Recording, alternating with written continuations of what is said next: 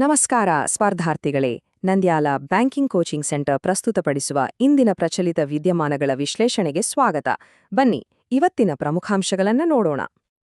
ಈ ಎಲ್ಲ ಮಾಹಿತಿಯನ್ನು ನಿಮಗೆ ತಲುಪಿಸ್ತಿರೋದು ಸ್ವತಃ 2005ರ ಎಸ್ಬಿಐ ಪಿಒ ಬ್ಯಾಚ್ನ ಅಧಿಕಾರಿಯಾಗಿ ಅನುಭವ ಹೊಂದಿರುವ ನಮ್ಮ ನಿರ್ದೇಶಕ ಶ್ರೀ ಜಿ.ವಿ. ಸತೀಶ್ ಅವರ ಮಾರ್ಗದರ್ಶನದಲ್ಲಿ. ಅವರ ಅನುಭವವೇ ನಮಗೆ ದಾರಿದೀಪ. ನೆನಪಿಡಿ, ಈ ಸೆಷನ್ನ ಸಂಪೂರ್ಣ ನೋಟ್ಸ್ ಪಿಡಿಎಫ್ ರೂಪದಲ್ಲಿ ಬೇಕು ಅಂದ್ರೆ ನಮ್ಮ ವೆಬ್ಸೈಟ್ ನಾಂದ್ಯಾಲ್ ಬ್ಯಾಂಕ್ ಕೋಚಿಂಗ್ ಸೆಂಟರ್ .inಗೆ ಭೇಟಿ ನೀಡಿ ಸುಲಭವಾಗಿ ಡೌನ್ಲೋಡ್ ಮಾಡ್ಕೊಳ್ಬಹುದು. ಸರಿ, ಹಾಗಿದ್ರೆ ಇವತ್ತು ನಾವು ಏನೆಲ್ಲ ಕಲಿಯಲಿದ್ದೇವೆ?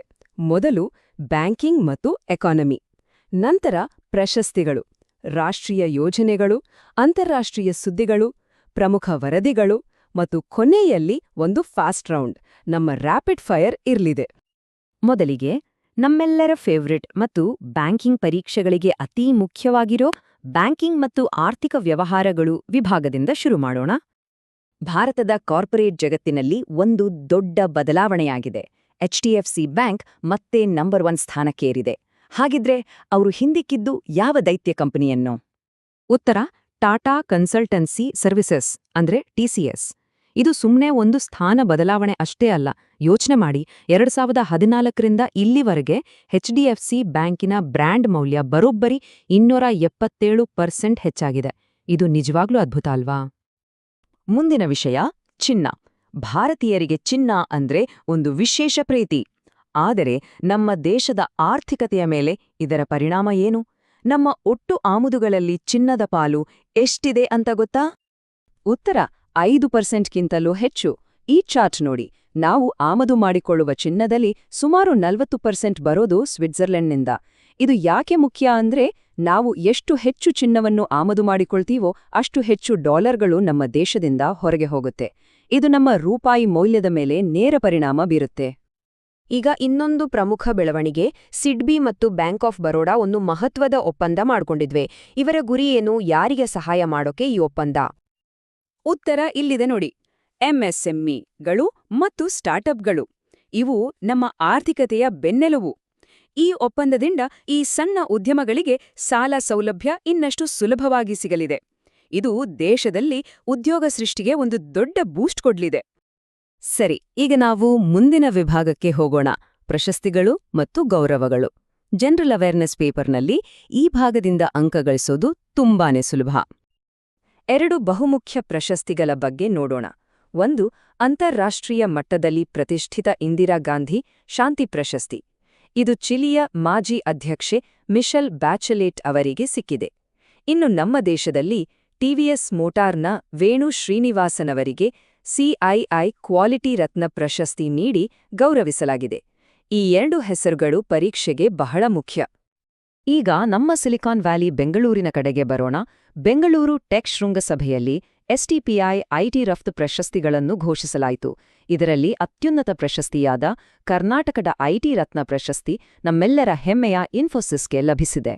ಹಾಗೆಯೇ IT ಕ್ಷೇತ್ರಕ್ಕೆ ಅಪಾರ ಕೊಡುಗೆ ನೀಡಿದ ಶ್ರೀ BV ನಾಯ್ಡು ಅವರಿಗೂ ವಿಶೇಷ ಗೌರವ ಸಲ್ಲಿಸಲಾಯಿತು.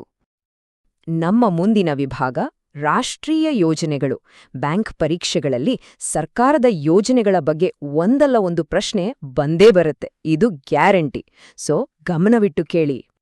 ರೈತರಿಗಾಗಿರುವ ಪ್ರಮುಖ ಯೋಜನೆ ಪ್ರಧಾನಮಂತ್ರಿ ಫಸಲ್ ಬಿಮಾ ಯೋಜನೆ, ಅಂದ್ರೆ PMFBY. ಇದರಲ್ಲಿ ಒಂದು ಬಹಳ ಮುಖ್ಯವಾದ ಅಪ್ಡೇಟ್ ಆಗಿದೆ. ಏನದು? ಇದೊಂದು ದೊಡ್ಡ ಸುದ್ದಿ. ಇನ್ಮುಂದೆ ಕಾಡು ಪ್ರಾಣಿಗಳ ದಾಳಿಯಿಂದ ಬೆಳೆ ನಾಶವಾದ್ರೂ ವಿಮೆ ಸಿಗಲಿದೆ.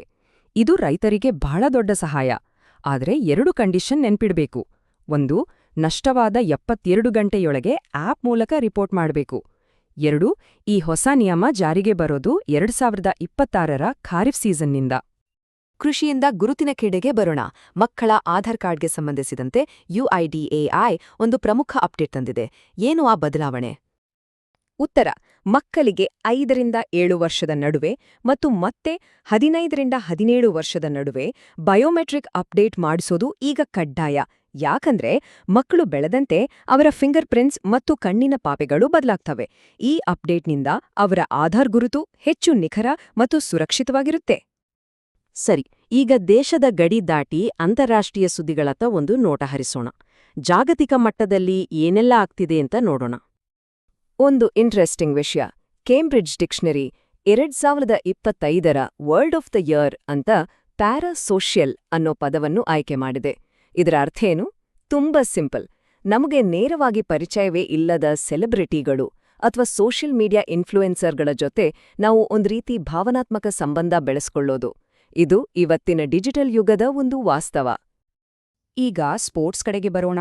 ಫುಟ್ಬಾಲ್ ಇತಿಹಾಸದಲ್ಲೇ ಒಂದು ಹೊಸ ದಾಖಲೆ ಸೃಷ್ಟಿಯಾಗಿದೆ. ಫಿಫಾ ವಿಶ್ವಕಪ್ಗೆ ಕ್ವಾಲಿಫೈ ಆದ ಅತ್ಯಂತ ಚಿಕ್ಕ ದೇಶ ಯಾವುದು ಗೊತ್ತಾ?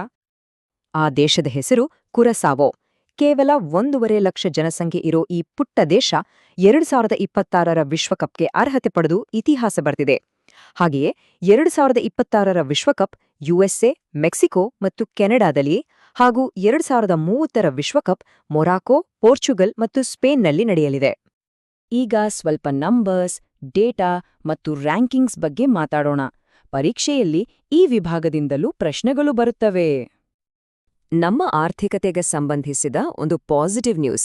ಲೇಬರ್ ಫೋರ್ಸ್ ಸರ್ವೆ ಪ್ರಕಾರ ಭಾರತದಲ್ಲಿ ವರ್ಕರ್ ಪಾಪ್ಯುಲೇಷನ್ ರೇಷೋ 72.5% ತಲುಪಿದೆ.